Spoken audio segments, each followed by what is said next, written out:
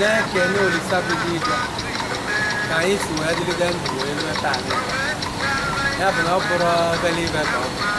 onye dịrịdere ndụ wee rue mgbe arụ 14 na 5 mgbe arụ 14 na 6 mgbe arụ 14 na 7 mgbe arụ 14 na 8 wee dịrịgebe dịka ndị si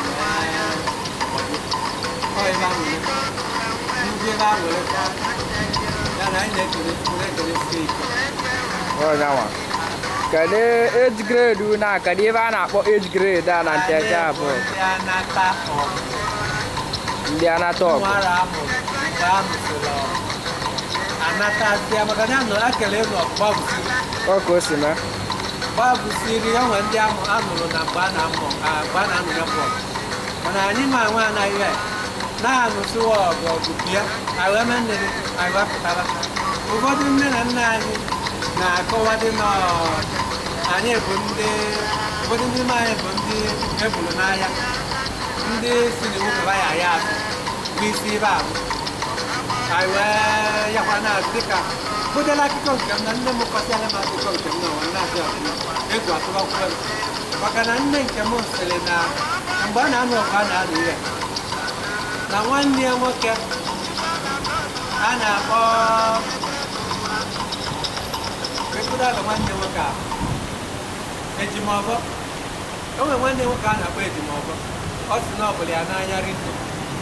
ejimọbọ o kwere ka nne m ekwere ka ejimọbọ jee ahịa n'ike ihe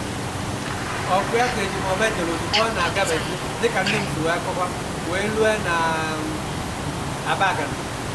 mgbe aba akwụsịgbuo mana o nwere bọmbụ atụ ulu nnọọ ndị mmadụ o wee mesịzie na-echeta nwanne ya ka ọ nata nwanne ya natara ọkwa ga-emedere na nlọ dịka nne m si wee kọ nwanne ya ahụ wee sị ya na ọya aya azụ na mbụ na ọya azụ na ọya abụ ya ka o si wee dị ọya azụ na ọya abụ ya onye ọkụ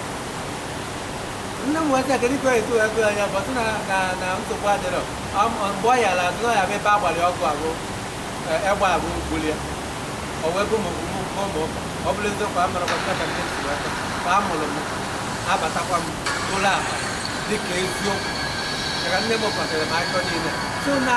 anyị nwabụ ndị kebe akụkọ nke nne m ndị ọzọ nwere akụkọ nke be akụkọ nke nna m anyị nwabụ ndị Anataogu anatala ọgụ wee mụọ anyị ya bụ na anyị na-ekele na anyị nọdụdokwa wee jekwude akpụmisi abụọ bụ ụfọdụ ndị oyibo na-akpọ meje ụfọdụ ndị oyibo na-akpọ ya induction bụ adulthood